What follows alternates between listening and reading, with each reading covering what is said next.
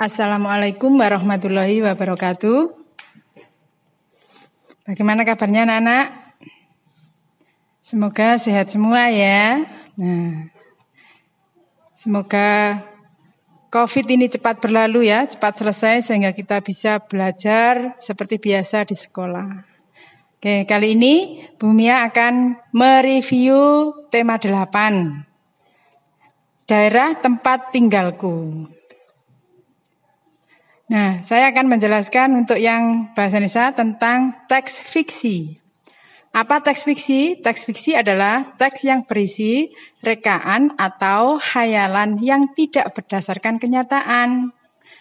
Ya, contohnya biasanya dalam film-film, dalam novel, buku cerita, itu adalah fiksi.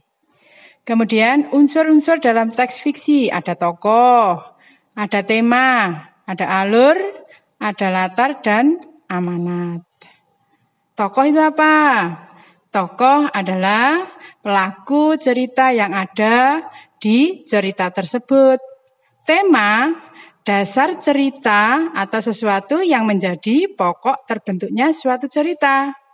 Sedangkan alur, rangkaian peristiwa atau kejadian yang terdapat dalam suatu cerita. Kalau latar adalah menjelaskan keadaan atau suatu cerita. Ada latar tempat, ada latar waktu, dan latar suasana. Kemudian amanat. Amanat itu pesan yang terkandung dalam cerita tersebut. Nah, itu yang di dalam bahasa Indonesia. Kemudian yang IPA, saya akan mereview tentang gaya. Masih ingat anak-anak?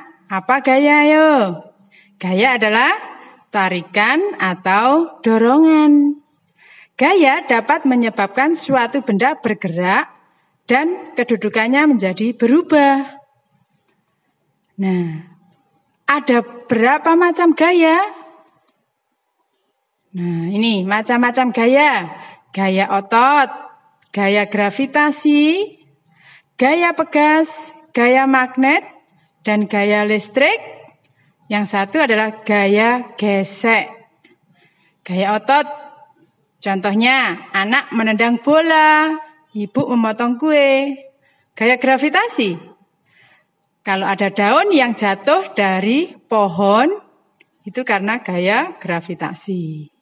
Gaya pegas, contohnya tahu ya pirnya yang ada di bolpen atau pir yang ada di sepeda. Gaya magnet adalah gaya yang ditimbulkan karena tarikan magnet terhadap benda yang terbuat dari logam.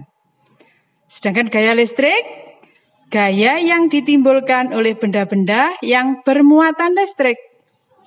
Yang terakhir, gaya gesek adalah gaya yang ditimbulkan jika dua permukaan benda saling bertemu.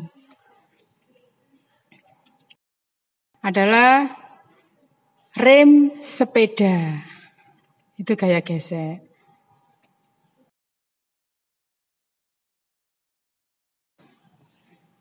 Pengaruh gaya terhadap benda antara lain. 1. Benda yang diam menjadi bergerak. Yang kedua, benda yang bergerak menjadi diam. Yang ketiga, benda berubah bentuk. Yang keempat, benda bergerak berubah arah. Mungkin itu yang bisa saya sampaikan. Semoga bisa bermanfaat untuk kalian semua. Saya mohon maaf dan saya akhiri. Assalamualaikum warahmatullahi wabarakatuh.